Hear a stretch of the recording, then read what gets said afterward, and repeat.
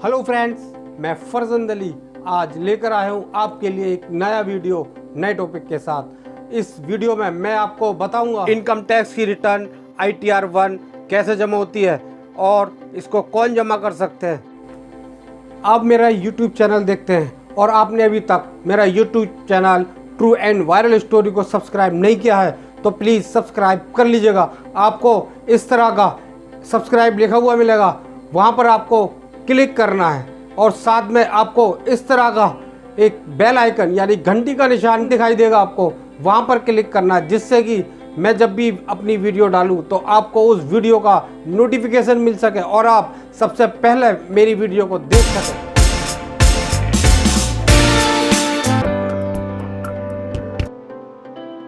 तो मैं आपको सबसे पहले बता दूं ITR 1 वह लोग जमा करते हैं जिनकी इनकम फ्रॉम सैलरी से होती है। अगर कोई व्यक्ति किसी प्राइवेट कंपनी या संस्था में काम करता है और उसको सैलरी मिलती है तो उसको ITR 1 जमा करनी पड़ती है। इसके अलावा उनकी इनकम अदर सोर्सेज से होती है, जैसे इनकम फ्रॉम इंटरेस्ट जो कि बैंक से मिलता है, सेविंग बैंक से इंटरेस्ट मिलता है, या जो FD कर रखी है उससे इंटरेस्ट मिलता है, या उसने कहीं इन्वेस्टमेंट कर रखा है किसी कंपनी में तो उसको डिविडेंड वगैरह मिलता है। तो ये सारी इनकम फ्रॉम अदर सोर्सेज कही जाती हैं। तो जिसकी इनकम फ्रॉम सैलरी और इनकम फ्रॉम अदर सोर्सेज होती है तो उसको इनकम टैक्स की ITR 1 जमा करनी पड़ती है। तो मैं पूरा प्रोसेस बताऊंगा आपको, देखते रहिए मेरी ये वीडियो, आप पूरी वीडियो देखिएगा। अगर आपने बीच में कोई स्किप कर दिया तो फिर आप सही तरीके से इसको समझ नहीं पाएंगे। तो हम सबसे पहले गूगल खोलते हैं, गूगल में सर्च करेंगे ई फाइलिंग इनकम टैक्स, यहाँ पर शो करेगा ई फाइलिंग होम पेज, यहाँ क्लिक करेंगे।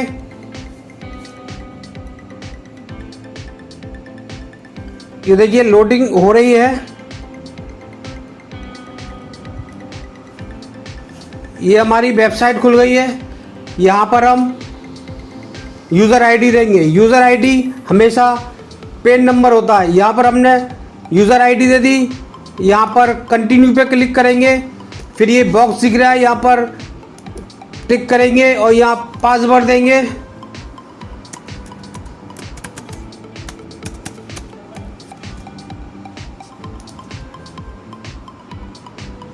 ये मैंने पासवर्ड दे दिया और ये हमारा लॉगिन हो गया। इसमें यहाँ पर ई फाइलिंग पर जाएंगे, फिर यहाँ पर साइड से फाइल इनकम टैक्स रिटर्न, यहाँ पर असेसमेंट सेलेक्ट करेंगे। तो हम रिटर्न जमा करने के लिए जा रहे हैं असेसमेंट ईयर 2022 और 23 की। तो हम यहाँ सिलेक्ट करेंगे और यहाँ ऑनलाइन पर क्लिक करेंगे और कंटिन्यू पर क्लिक कर देंगे। फिर देखिए इस तरह से आएगा, फिर स्टार्ट न्यू फाइलिंग पर क्लिक करेंगे।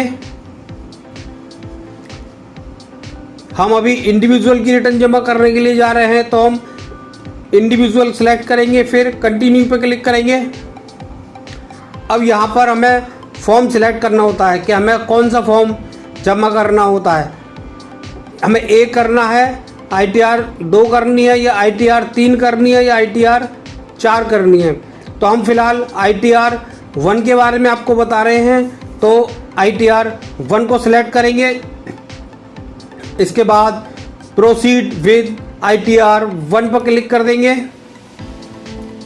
इसके बाद ये इस तरह का इंटरफेस खुलेगा। इसके बाद यहाँ लिखा हुआ है लेट्स गेट स्टार्टेड, यहाँ पर क्लिक करेंगे। उसके बाद ये ऑप्शन दिए हुए हैं कि आप इनकम टैक्स की रिटर्न क्यों जमा करना चाहते हो, इसका रीज़न क्या है। तो हम यहाँ पर जो भी रीज़न होगा ITR जमा करने का उस पर सिलेक्ट करेंगे। अब जैसे है taxable income is more than basic exemption limit. दूसरा है filing return of income due to fulfilling any one or more below mention condition as per 7th proviso to section 190 139(1). तो ये आप देख लीजिएगा। इसमें जैसे यहाँ पर क्लिक करना है आपको। 1 करोड़ से ज़्यादा अगर आपके अकाउंट में जमा हुए हैं या आपने incurred expenditure of an amount or aggregate of amount exceeding 2 lakh for travel on to foreign country, आपने विदेश में जाने पर 2 लाख या इससे ज़्यादा रुपए अगर खर्च किए हैं, यहाँ क्लिक करेंगे। अगर आपने incurred expenditure of amount of aggregate of amount exceeding 1 lakh on consumption of electricity during the previous year, अगर आपने पिछली साल 1 लाख रुपए से ज़्यादा का बिजली का बिल पे किया तो आपको इनकम टैक्स की रिटर्न जमा करना मैंडेटरी होता है। तीसरा है, are you required to file return as per other condition prescribed under clause of 7 proviso section 139(1). तो जिस भी वजह से आप रिटर्न जमा कर रहे हैं तो उस पर सिलेक्ट कर देना। लेकिन मैं यहाँ पर अदर पर क्लिक करूँगा। अदर पर क्लिक करने के बाद फिर कंटिन्यू। अब ये इस तरह का इंटरफेस खुलेगा। अब इसमें देखिए रिटर्न समरी आएगी। सबसे पहले personal information, gross total income, फिर total deduction, tax paid, total tax liability. तो सबसे पहले हम पर्सनल इंफॉर्मेशन पर क्लिक करेंगे, इसको पूरा करेंगे। इसको पूरा करने के लिए आपको यहाँ जो एडिट लिखा हुआ है, यहाँ एडिट पे क्लिक करना है। ऊपर कॉन्टैक्ट नंबर देखना है और यहाँ पर देखना है कि ईमेल आईडी, जो भी आपकी ईमेल आईडी वो देनी है ऊपर। फिर कंट्री सेलेक्ट करनी है, पिन नंबर डालना है। पिन नंबर डालेंगे तो ऑटोमेटिक आपका एरिया का नाम आ जाएगा, फिर स्टेट ऑटोमेटिक आ जाएगा। फिर यहाँ पर आपको एड्रेस डालना है। एड्रेस, इसमें भी एड्रेस डालना है। एड्रेस के बाद आप जो पिन नंबर देंगे उसमें कुछ ऑटोमेटिक नाम होंगे, वो आपको सिलेक्ट करना है। जैसे देखिए 5-6 यहाँ शो कर रहे हैं, तो जो आपका एरिया आता है वहाँ पर सिलेक्ट करिएगा। लोकेलिटी में भी सिलेक्ट करने के लिए ऑप्शन आएंगे, तो यहाँ पर आप इसको सिलेक्ट कर लीजिएगा और यहाँ पूरा करने के बाद सेव पर क्लिक करिएगा। जब सेव पे क्लिक करने के बाद ये देखिए अब हमारा आगे आएगा नेचर ऑफ एम्प्लॉयमेंट। तो नेचर ऑफ एम्प्लॉयमेंट में अगर आप सेंट्रल गवर्नमेंट के एम्प्लॉई हैं तो सेंट्रल गवर्नमेंट, स्टेट गवर्नमेंट के एम्प्लॉई हैं तो स्टेट गवर्नमेंट, अगर पब्लिक सेक्टर में काम करते हैं तो पब्लिक सेक्टर, या पेंशनर है या अदर हैं तो मैं यहाँ पर अदर पर क्लिक करूँगा। अगर आप किसी प्राइवेट कंपनी में काम करते हैं तो अदर पर आपको सिलेक्ट करना पड़ेगा, तो हमने अदर सिलेक्ट कर दिया।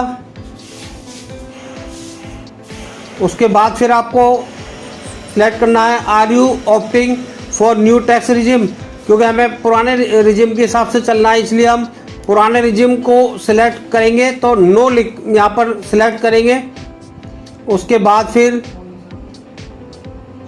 बैंक डिटेल, बैंक डिटेल में फिर जो हमारा, अगर आपने पहले रिटर्न जमा की हुई है तो वैलिडेट अकाउंट नंबर आएगा। अगर नहीं की है, पहली बार जमा कर रहे हैं, तो यहाँ पर आपको अकाउंट नंबर ऐड करना पड़ेगा और उसको वैलिडेट करना होगा और फिर इसको सिलेक्ट करना होगा। ये हमारा बैंक अकाउंट का वैलिडेशन होने के बाद सिलेक्ट हो जाएगा। फिर हम कंफर्म करेंगे।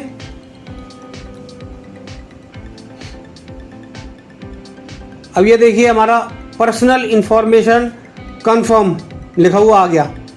अब नेक्स्ट स्टेप है हमारा ग्रॉस टोटल इनकम को कंफर्म करना, तो हम यहाँ पर क्लिक करेंगे।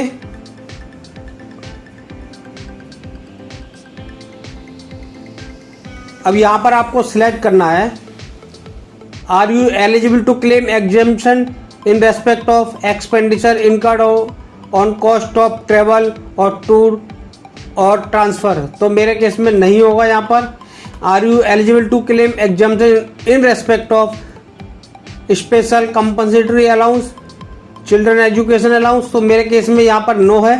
अगर आपके केस में यस है तो इसको यस करिएगा। Are you eligible to claim exemption in respect of house rent allowance? अगर आप हाउस रेंट अलाउंस देते हैं तो उसमें कितना है, हाउस रेंट अलाउंस अगर आपको मिलता है तो उसका एग्जम्पशन मिलता है, तो उसके लिए एलिजिबल है या नहीं? तो मेरे केस में एलिजिबल है, तो मैं यहाँ पर अमाउंट लिखूँगा। अब जैसे मेरा अमाउंट है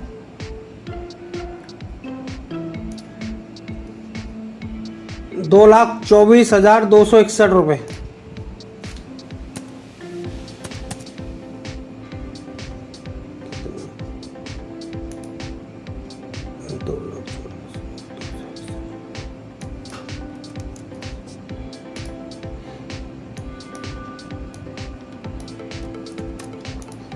ये देखिए मैंने अमाउंट डाल दिया। Are you eligible to claim exemption in respect of leave travel allowance? अगर आपका है तो यस, नहीं है तो नहीं, नो में कर दीजिए। Are you eligible to claim any other exemption from salary income? अगर कोई है तो यस, नहीं है तो नो। यह मैंने नो पे कर दिया और यहाँ पर मैंने कंटिन्यू पे कर दिया।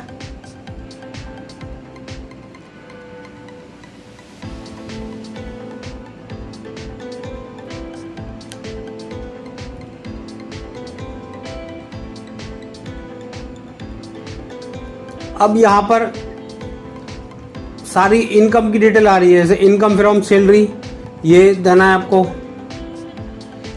और इनकम फ्रॉम हाउस प्रॉपर्टी अगर है तो कितना, इनकम फ्रॉम अदर सोर्सेज तो यहाँ पर ये फिल करना होगा।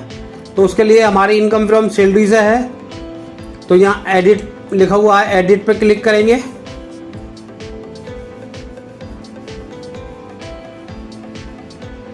एडिट पे क्लिक करने के बाद salary as per section 17, salary कितनी है? तो जो हमारी सैलरी है, जैसे हमारे केस में 14,69,308 रुपये की सैलरी है, तो यहाँ पर हम वो फिल करेंगे।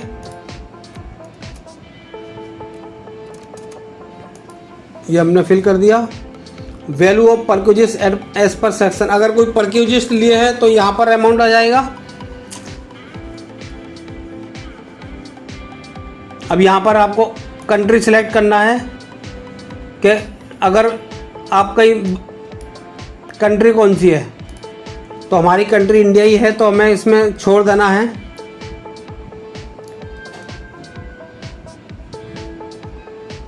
अब ये देखिए लेस एग्जम्प्ट अलाउंस, जो भी हमने HRA यानी हाउस रेंट अलाउंस का जो अमाउंट डाला था वो यहाँ पर ऑटोमेटिक आ गया। तो हमारा और कोई अलाउंस नहीं है इसमें। अब ये देखिए, अब ये हाउस रेंट अलाउंस कट गया अंडर सेक्शन 10 में, तो हमारा ये आ जाएगा 11,85,047 रुपये। उसके बाद फिर स्टैंडर्ड डिडक्शन मिलती है सभी को, कोई भी सैलरी पर्सन हो जिसकी सैलरी मिलती है उसको स्टैंडर्ड डिडक्शन अंडर सेक्शन 16 में 50,000 रुपये की डिडक्शन मिलती है। अब फिर हम इसको सेव कर देंगे।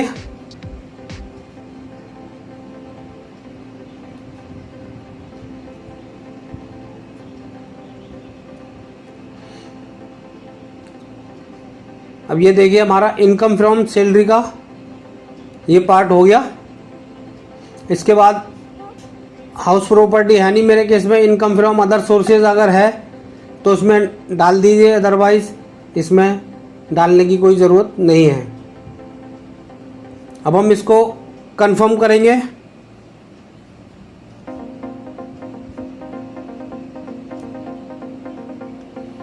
ये मैंने कंफर्म कर दिया, तो देखिए ग्रॉस टोटल इनकम हमारी आई 11,35,047 रुपये, तो ये हमारा कंफर्म हो गया। अब नेक्स्ट है डिडक्शन। इनकम टैक्स में बहुत सारी डिडक्शन मिलती हैं, अंडर सेक्शन 80 सी से शुरू होती हैं। तो ये क्या क्या डिडक्शन आपको मिलती है इसके बारे में मैंने एक वीडियो बना रखी है ऑलरेडी, आप मेरे चैनल पर इसकी वीडियो देख सकते हैं। उसमें डिटेल के साथ मैंने समझाया है कि किस सेक्शन में कितनी डिडक्शन आप ले सकते हैं और डिडक्शन किस किस को मिलेगी। अब हम यहाँ पर डिडक्शन पर आते हैं। Are you eligible to claim any deduction for donation paid. अगर आपने कोई डोनेशन पेड किया है तो उसको यस करेंगे, मेरे केस में नो है तो मैं नो करूँगा। Are you eligible to claim any deduction for donation paid to scientific research. आपने कोई साइंटिफिक रिसर्च सेंटर को कोई डोनेशन दिया है तो यस, नहीं तो नो। तो मेरे केस में नो है। Are you eligible to claim deduction under section 80GG। तो मेरे केस में 80GG का नो है, क्योंकि मैं ऑलरेडी HRA डिडक्शन को क्लेम कर रहा हूँ। Are you eligible to claim deduction in respect of payments made to worth the insurance. ATC में आप मैक्सिमम जो है ना वो 1,50,000 रुपये तक की डिडक्शन इसमें ले सकते हैं। तो मेरे केस में ये है तो मैं यस करूँगा।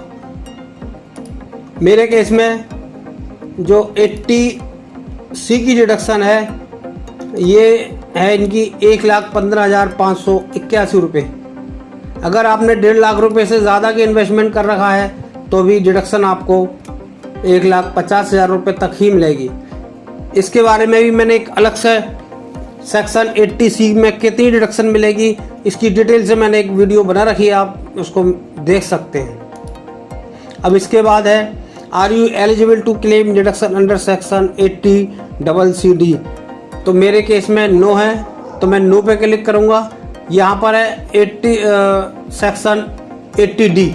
80D मिलती है मेडिकल इंश्योरेंस प्रीमियम के बारे में। अगर आपने कोई मेडिकल इंश्योरेंस प्रीमियम का भुगतान किया है, पेमेंट किया है तो आपको मिलेगी। तो मेरे केस में है yes.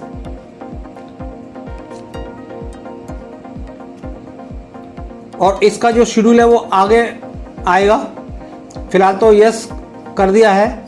Are you eligible to claim deduction in respect of payment toward interest on loan taken on higher education.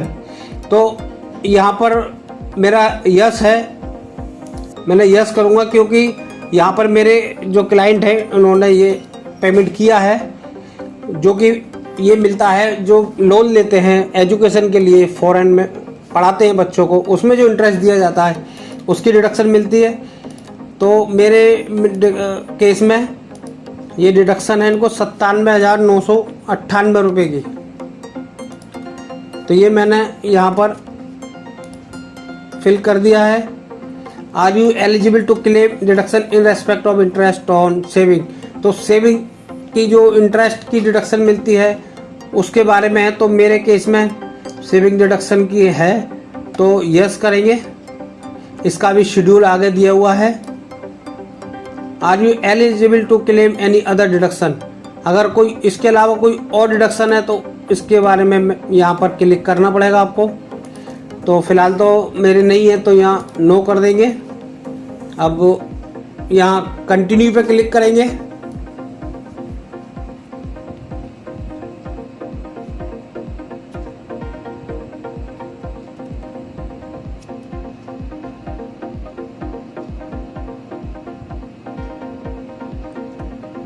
अब ये आ गया, देखिए 80C का हमने फिल कर ही दिया है। अब यहाँ आया 80D का। तो 80D का हमारा यहाँ एडिट में क्लिक करेंगे। एडिट में क्लिक करने के बाद ये देखिए अभी लोडिंग हो रहा है।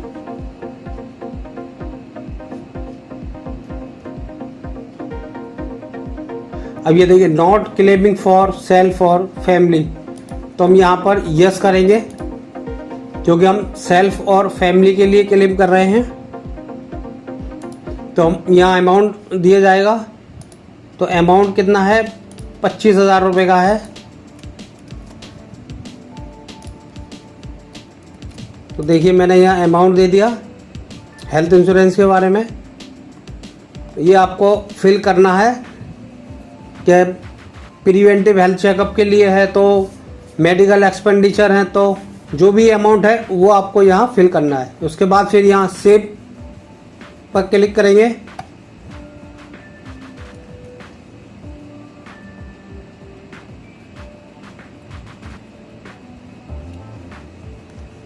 ये देखिए नेक्स्ट। अब ये टोटल डिडक्शन है 1,15,581 का, यहाँ कंफर्म करेंगे।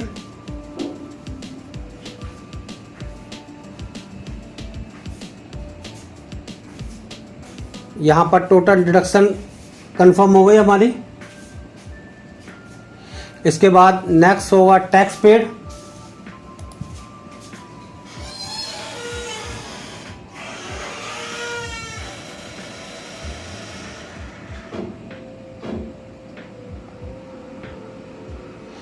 अगर आपका टीडीएस सैलरी में कटा है तो यहाँ पर शो हो जाएगा कि सैलरी में इतना कटा है। अगर आपका डिडक्शन सैलरी के अलावा कटा है तो यहाँ शो हो जाएगा आपका, तो वो आपको चेक करना है। फिर इसको हम कंफर्म कर देंगे।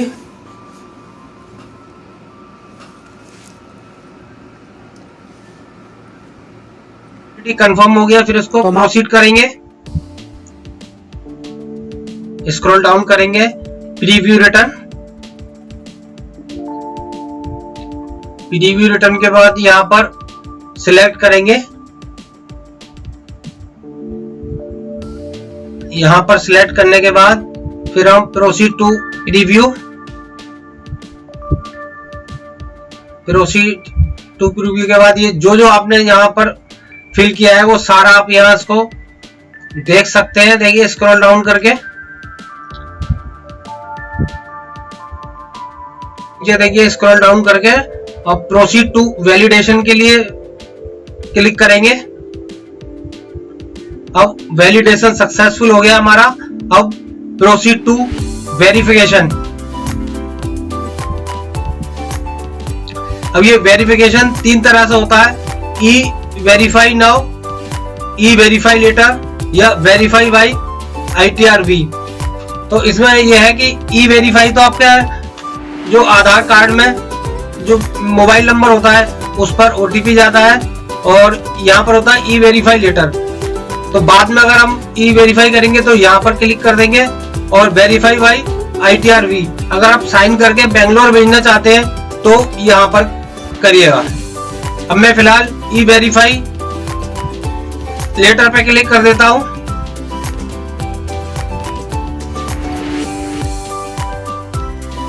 या मैं ई वेरीफाई नाउ पे क्लिक करता हूं और ये हाथ के हाथ आपका आधार कार्ड वाले मोबाइल नंबर पर OTP जाएगा, फिर इससे ये वैलिडेट हो जाएगा।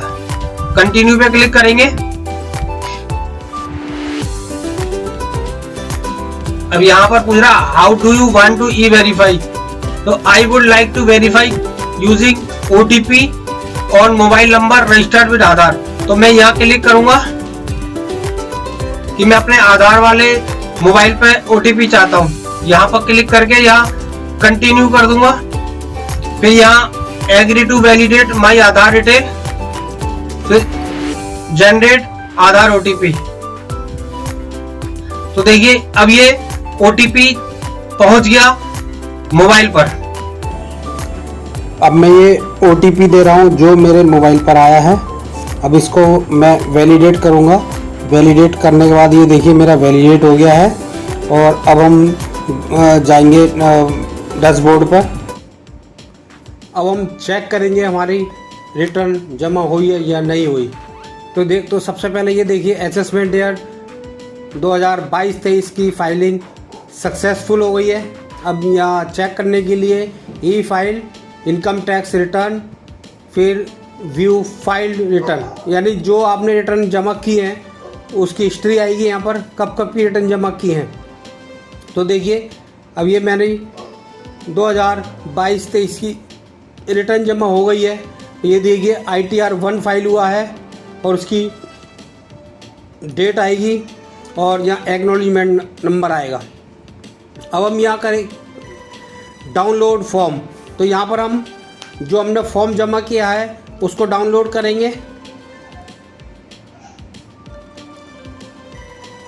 यहाँ पर पद देंगे कहाँ पर सेव करना है। तो ये देखिए सेव पर क्लिक कर दिया। अब ये हमारा जो फॉर्म नंबर 1 है वो डाउनलोड हो गया। ये देखिए सारा फॉर्म नंबर 1 है।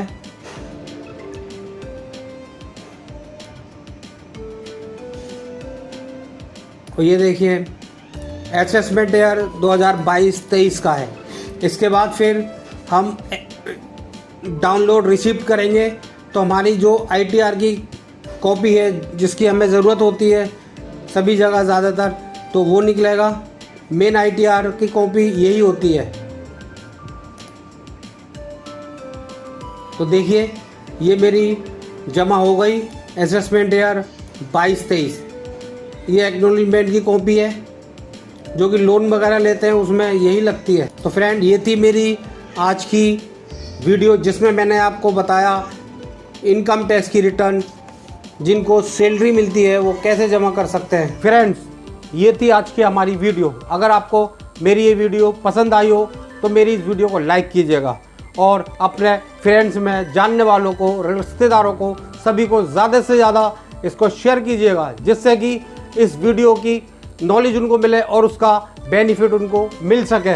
और अगर आपने अभी भी मेरे इस चैनल को सब्सक्राइब नहीं किया है तो प्लीज़ मेरे इस चैनल को सब्सक्राइब कर लीजिएगा।